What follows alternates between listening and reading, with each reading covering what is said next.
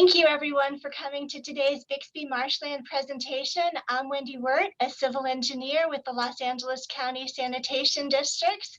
And today we're going to be recording this webinar and then posting it on YouTube. I'm going to be fielding questions, so if you have any questions for Laura, please either use the raise hand function and we will answer your question at the end of our program, or you can put the question in the Q&A feature and we'll be answering those throughout the broadcast. We are on a time crunch. We're going to stop right at 8:40 due to another broadcast this morning. So we are going to hold those questions until the end. Now it is my pleasure to introduce our featured docent. Laura Alameda has been a docent with the sanitation districts. She's a transportation planner with LA Metro, and she's going to lead us on a journey of discovery. Laura knows a lot about soil, and you're going to find out not to call it dirt. Today is Laura's 11th year anniversary to the day of becoming a docent. So let's learn about and celebrate the marshland with Laura.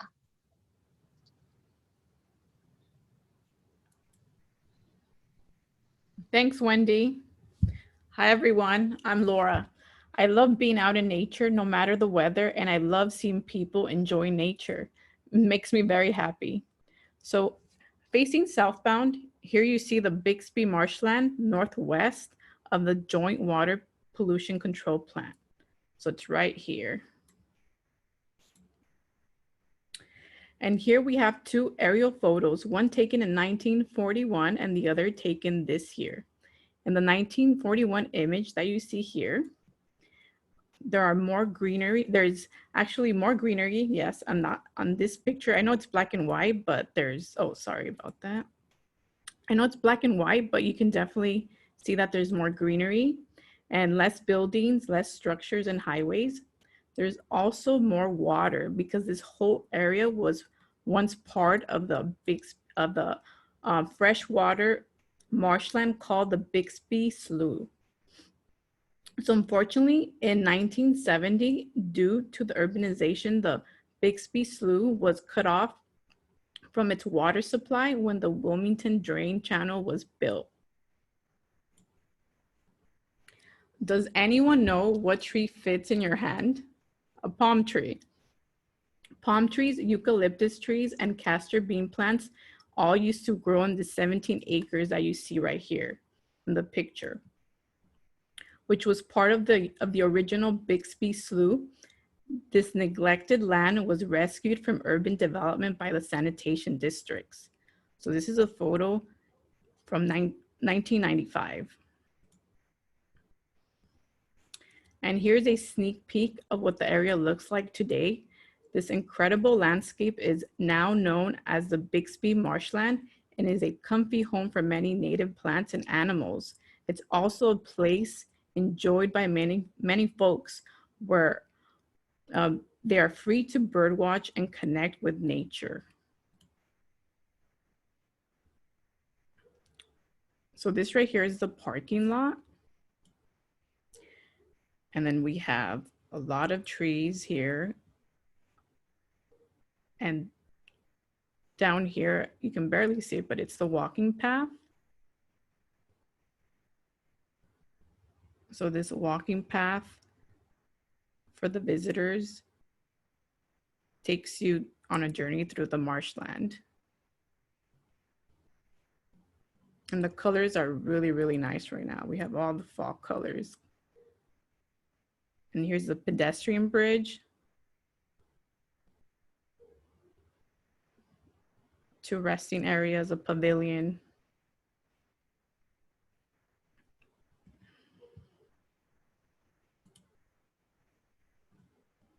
You might be wondering, what is a marshland?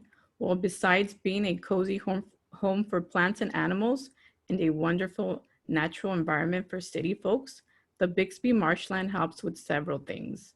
It maintains and improves water quality. It protects us from floods by soaking up and holding rainwater like a sponge, filters water pollutants, helps recharge groundwater and aquifers, and helps sequester greenhouse gases such as carbon dioxide. And here we have a storm drain. Now you might be wondering why I'm showing you a picture of a typical storm drain. Well, let me explain.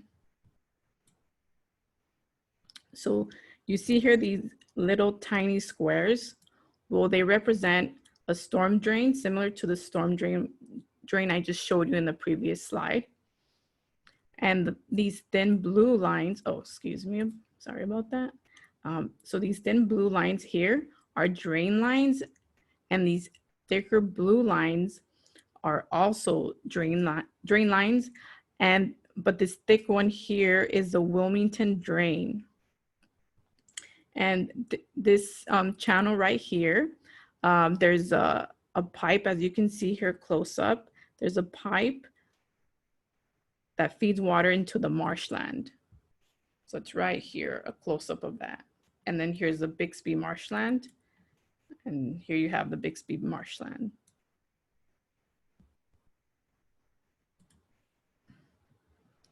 And here's a bird's eye view of the Bixby Marshland. And here's that drain pipe where there's a pump station that brings in the stormwater from the Wilmington Drain into the Bixby Marshland. It travels through all these different habitats, traveling downstream because the area was designed to have a slope. And any excess water from heavy rains or rainstorms, it's released back into the Wilmington Drain, and it exits down here.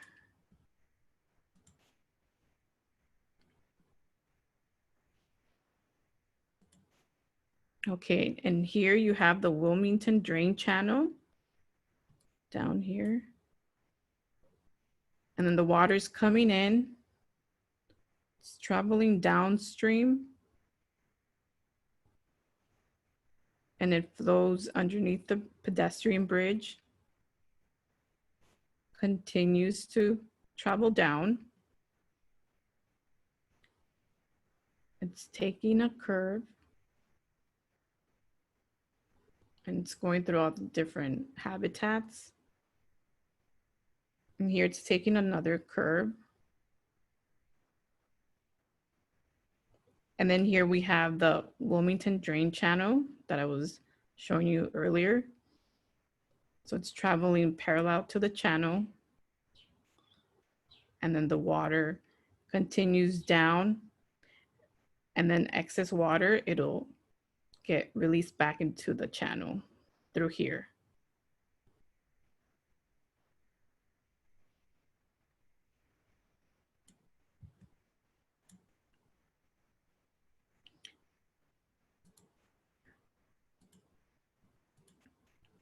So we're now arriving to the entrance of the Bixby Marshland from Figueroa Street. The parking lot and the surrounding landscape was designed to meander and gently ease its visitors with a warm welcome to the marsh. As you can see, the parking lot is already starting to be surrounded by a wonderful little paradise. In 2009, the Bixby Marshland opened its doors to the public, and the surrounding trees looked much different back then, as much of the landscape had recently been planted. Since then, the surrounding trees and the vegetation have grown into what you see today. And out into the distance, you can start to see a transformation from an urban area into a space with many trees, shrubs, bushes, and flowers. I'm super excited to share with you what lies just beyond these trees.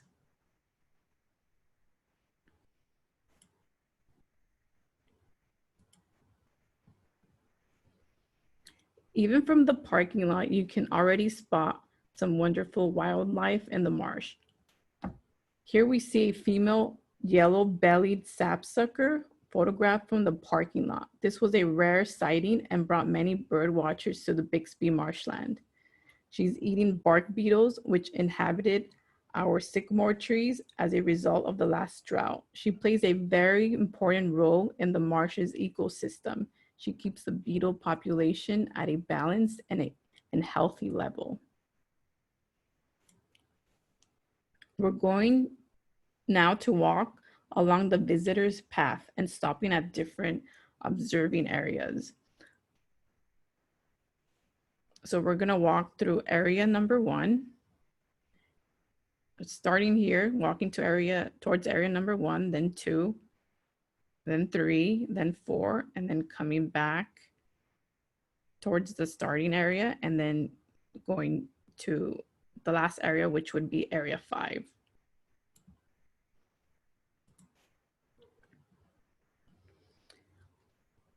Okay, so now let's step off of the parking lot and onto the main path to start our exploration. Here we have some information booths.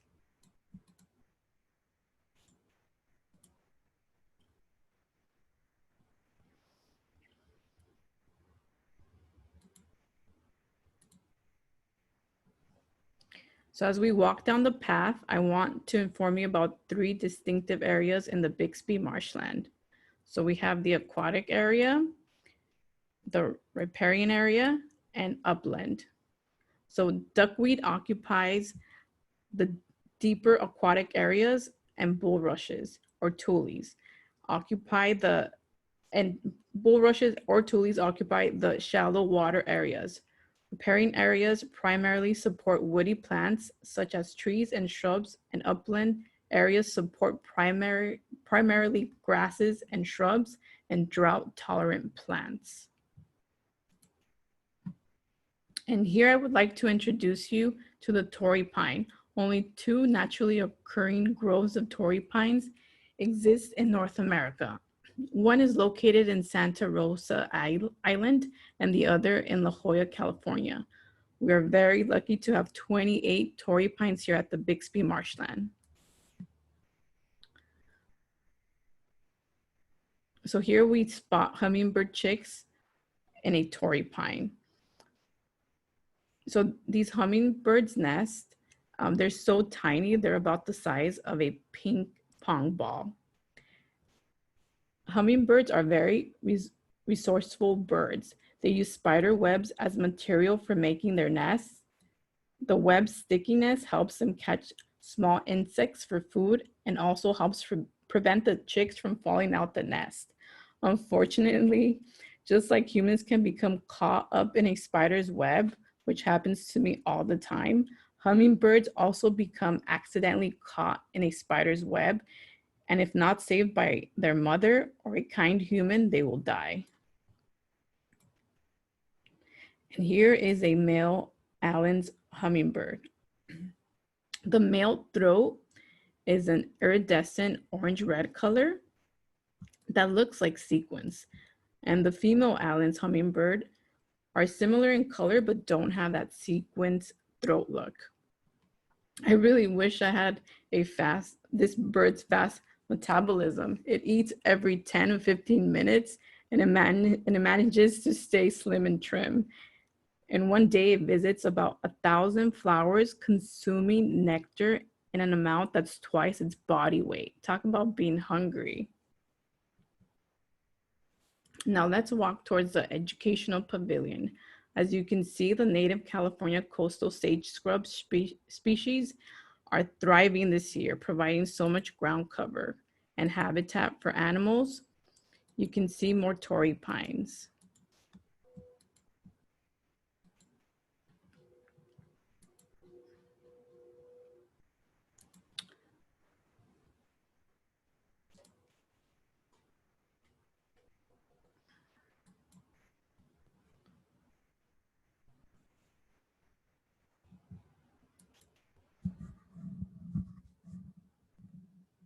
Okay, just bear with me. I think my slide is stuck.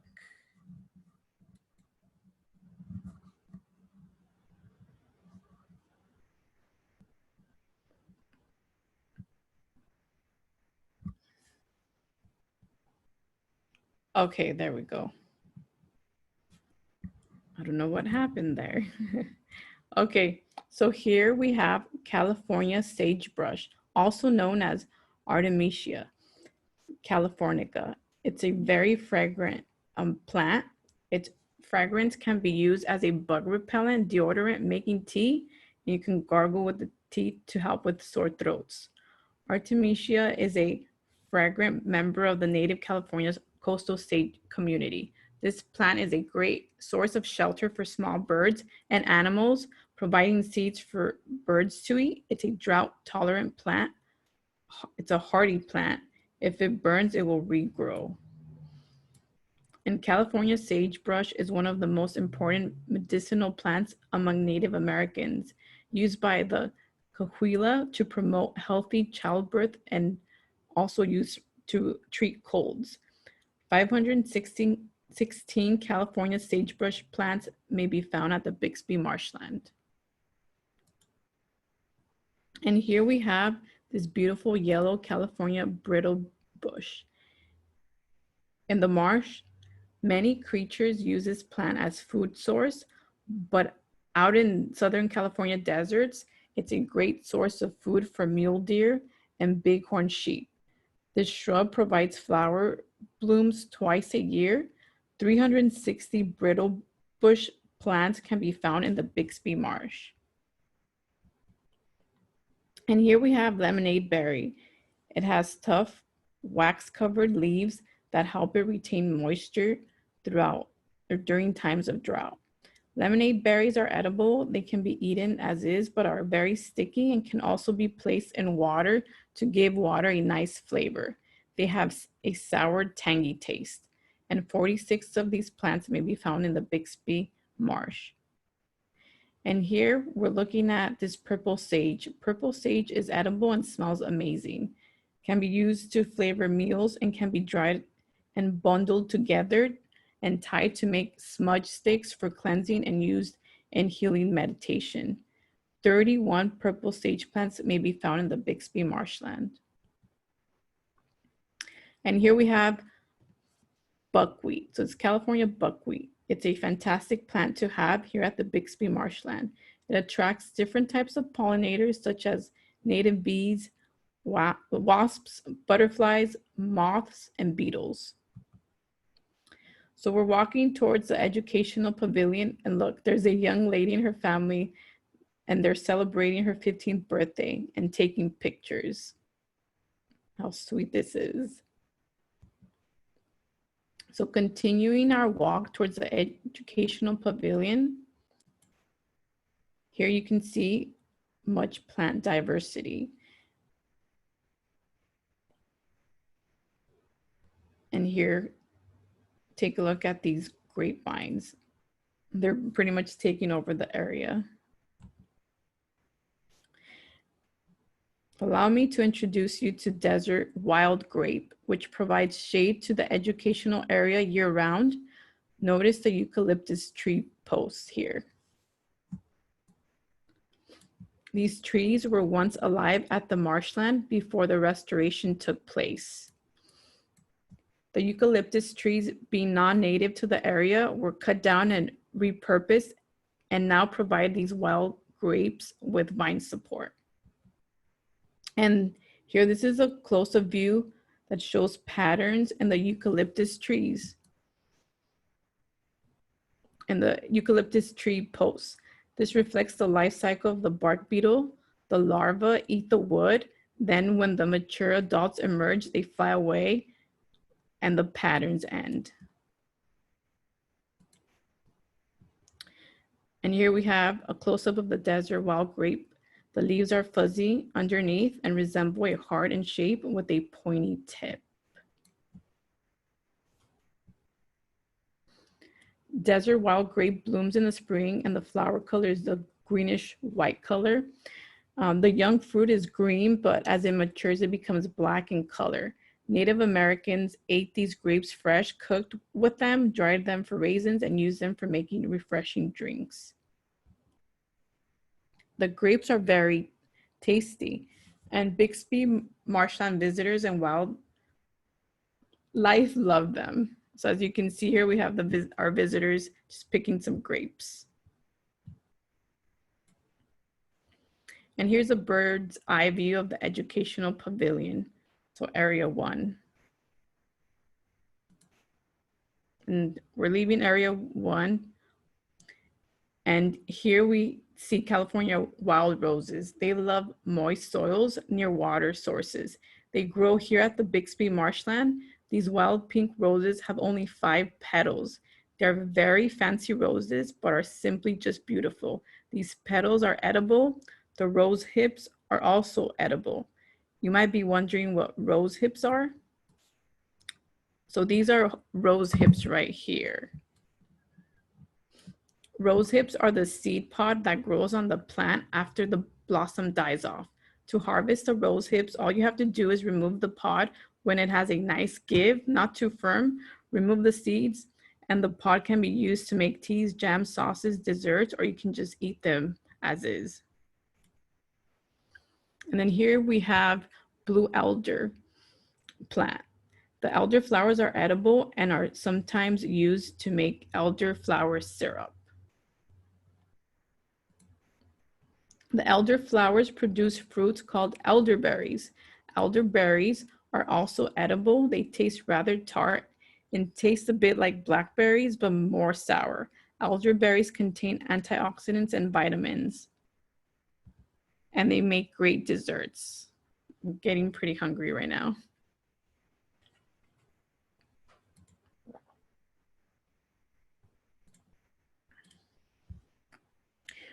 Before heading to the bridge, I want to point out these awesome willow trees.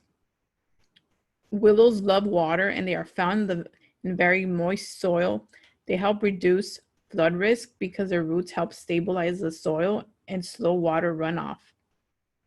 Traditionally, the inner bark of the willow tree has been used as a natural remedy to relieve pain such as headaches and toothaches. Also, if you're ever stranded in the wilderness and need to find water, look out for willow trees in the distance. If you find a willow tree, you're guaranteed to find water nearby. Willow tree branches are used to create sculptures, to make baskets, and build these tiny boats called coracles. So we're now walking to the pedestrian bridge.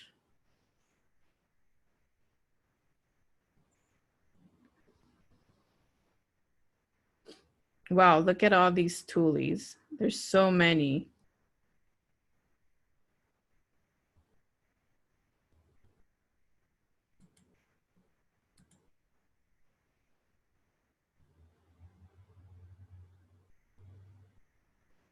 And here we get a nice view of the wetland area. No ducks in sight today, unfortunately.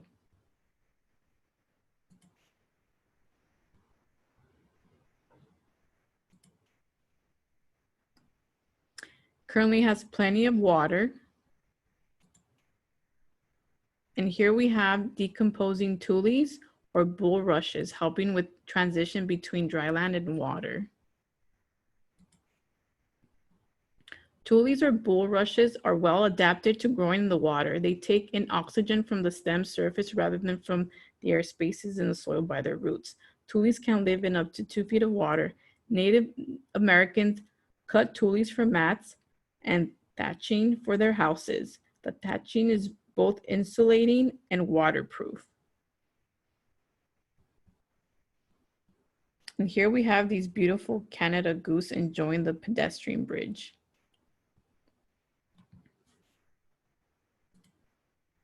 Mallard ducks enjoy the deep, aquatic, and lower water areas.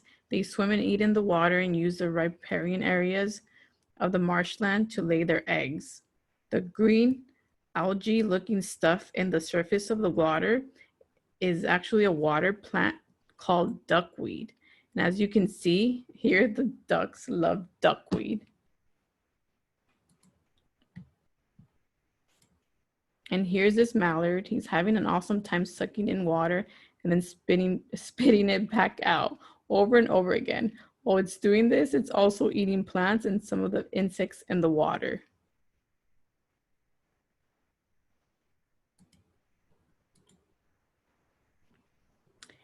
And here's a great egret. Great egrets love the Bixby Marshland. They visit quite often. You'll be sure to see one next time you visit.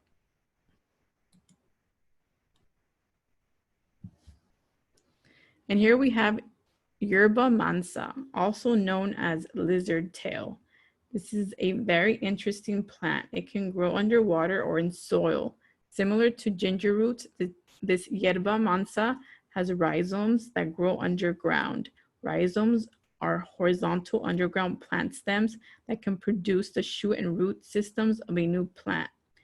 Yerba mansa loves wetlands and moist soil and loves the shade of cottonwood trees. However, when the water table is low and the Bixby Marshland is dry, it becomes quite sad. And here we have a flame skimmer, also found at the marshland.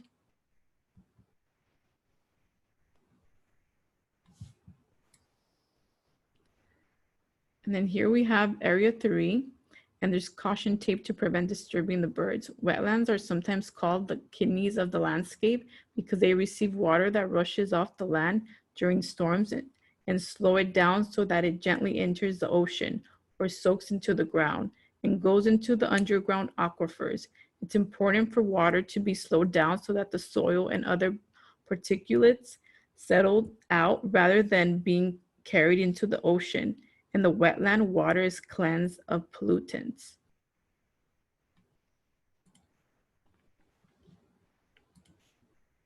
And here a pump was installed right in this area. The pump lifts water from the Wilmington Drain and maintains the area as a freshwater marshland. The sanitation districts provide maintenance to the pump and the marshland. And here we're off to area number 4. So this is another pavilion. And I really love how this tree here, it's just like drooping over the pavilion.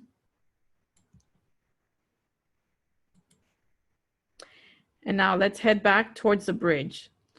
But first, let me stop here and observe nature's gifts, which are evenly spread throughout the landscape.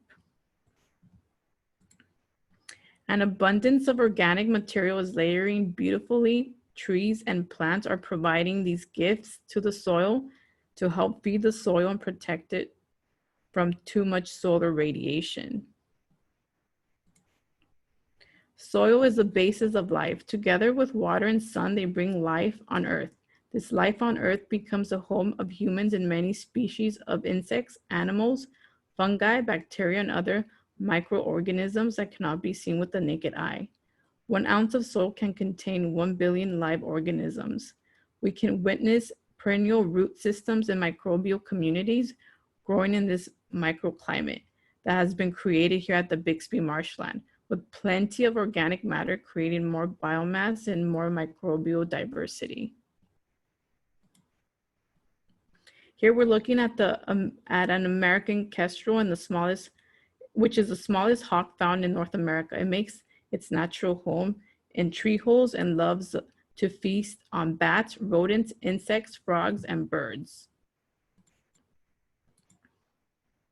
Here's a picture of a young Cooper's hawk as the sun was rising. I can tell you this is a young hawk because of its yellow eyes. As they mature, their eyes will turn orange, then red. Young Cooper's hawks have a white chest and abdomen heavily marked with brown drips that get thinner and taper off lower on its body, as you can see here.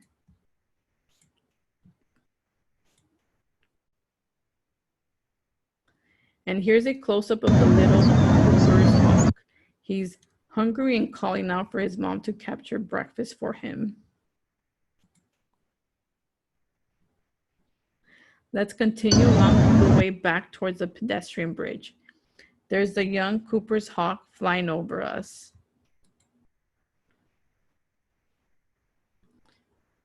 The young hawk flew down from the tree branches and headed towards the pedestrian bridge. Mom captured breakfast for him and dropped it off. The young Cooper's hawk continues to squeeze a captured bird to make sure it's dead. After he's sure it's dead, he thanks his mom.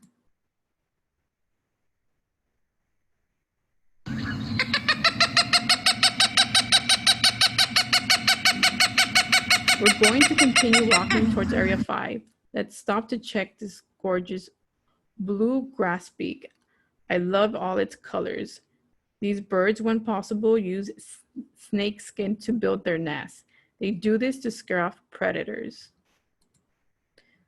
And here we have mule fat, attracts butterflies to the marshland. And here's a western tiger swallowtail. It's a lovely black and yellow butterfly which is attracted to the mule fat and stops by often at the marshland, especially during the summer months. And here you see a female common yellowthroat enjoying the mule fat. They love warm climates and during the winter, sometimes take a vacation to the tropics. When choosing a mate, females are very shallow and prefer males with larger masks, such as this guy here. He has a lovely mask. He's very handsome.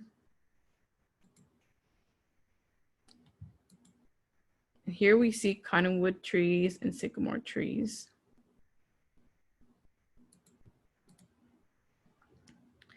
Cottonwood trees help with soil erosion and can survive floods. If you cut a cottonwood twig at the right spot on its knuckle, you find a beautiful star in the center.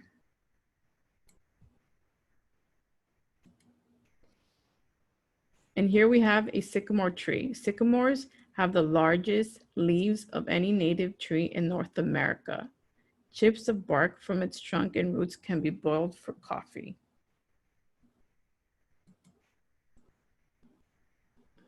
So we're now going to complete our tour by visiting Area 5. So as you can see, the native vegetation is growing so much. Back in 2009, which was the year when I first came to the marsh, you were able to see through here. You can see through into the water, but now you can't see any water in sight because of the enormous growth, which is a good thing.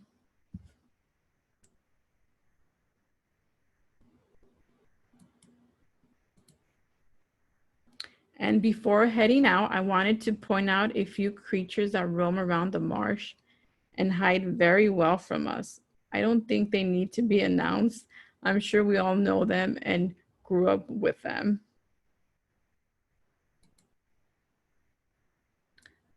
And just as we're about to head out, I hear buzzing all around. Bees have managed to make their hive in the valve box at the Bixby Marshland. And don't forget to take plenty of photos for your social media accounts. Thank you all for staying tuned. Now I'm going to hand this over to Wendy. She'll provide all of you with more information and questions will be answered. Thank you, Laura. That was a brilliant talk. Oh my goodness, we really enjoyed it. So we did have some questions. One was about the address, and that's been provided in the chat. We also were asked when we're going to be open, and you guys are so fantastic out there. Unfortunately, oh, look at that, I lost some lighting.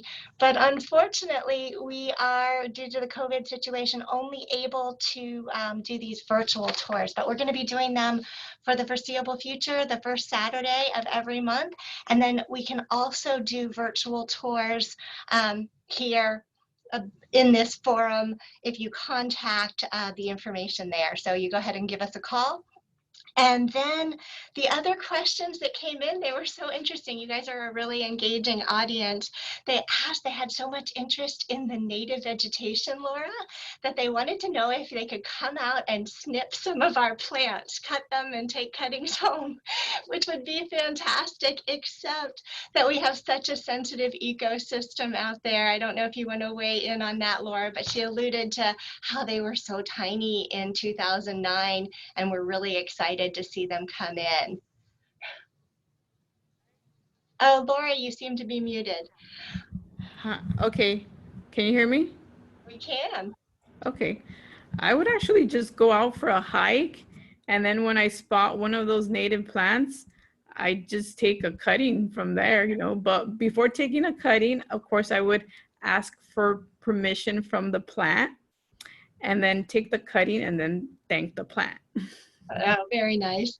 Yeah, so one of the things that happens during the tours is people are encouraged, excuse me, to touch the California sage. So hopefully when we're back open again, and I think Laura showed a great picture of one of our attendees enjoying the California grapes. And so that was fantastic. So we, of course, want to leave most things for habitat and for the creatures and the migratory and resident birds that come and visit us. But absolutely, we want this to be a community resource. And as Laura said, there are arborists, there are biologists that are involved with us, and cuttings can be taken in an appropriate way. So we want to support that. There are also resources for California native vegetation, which may be the best way to stock your yards with this. But that brings up a great point. You can create some of these pocket habitats even in your own backyard, and we saw that in some of these broadcasts. And then I had a question for Laura, or maybe just part of our discussion. This is the first broadcast where I saw someone do some research on storm drains. And so that was really interesting. I think a lot of times people know that we're a water reclamation facility and that's adjacent. And sometimes they think that the water from the plant, that beautiful clean water, comes to Bixby. But in fact, the sources are storm drains. So it goes through those cycles. I don't know if you want to talk a little bit about Yeah, that. yeah, actually, so doing the research got me thinking a lot about all the litter, the trash that's out there on the street, the leaves and just those McDonald bags and cups and and papers and mail, things like that. Like, it's actually very important to to sweep those and pick them up, throw them in the trash where they belong, because they end up or can end up in the Bixby Marshland. Oh, that's fantastic. And then people were so excited. They saw all the creatures and they wanted to bring their pets as well. But unfortunately, it's a very balanced ecosystem. We actually had a really funny story that occurred to us because of that. I think someone dropped off a pet turtle. It wasn't, in any way, shape, or form disastrous, but we did have to have it removed and put, it's not part of the natural ecosystem. So as much as possible, we're trying to keep things quiet and well maintained for the native California species, and then also our migratory birds. Awesome.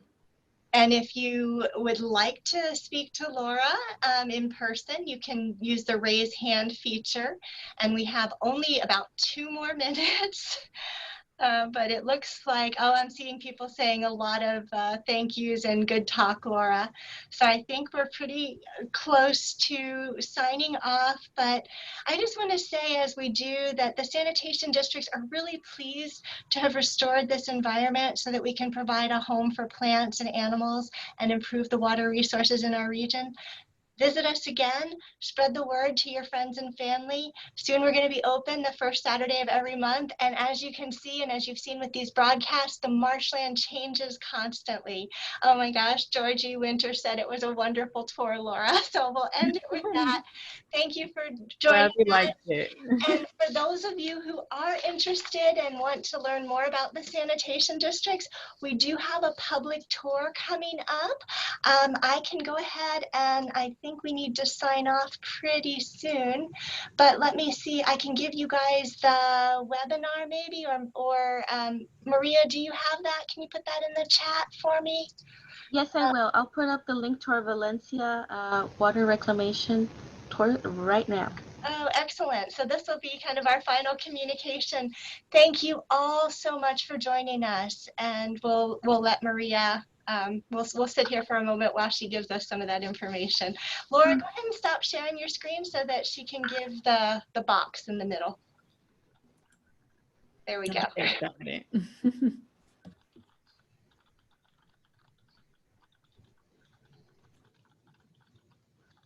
All right, everyone.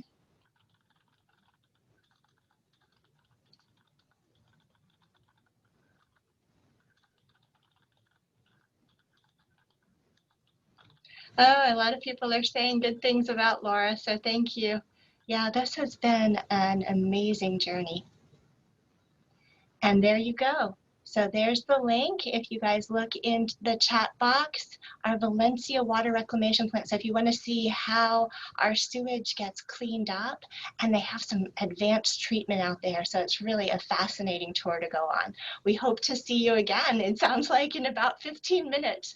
So we're signing off, and we just want to thank Laura and say happy anniversary, Laura. 11 years of volunteering, and she's still volunteering during a pandemic. I mean, that shows you the amount of dedication that we have in our docents. So thank everyone. And I am actually signing off now. I know I keep saying that. Bye, everyone. Bye.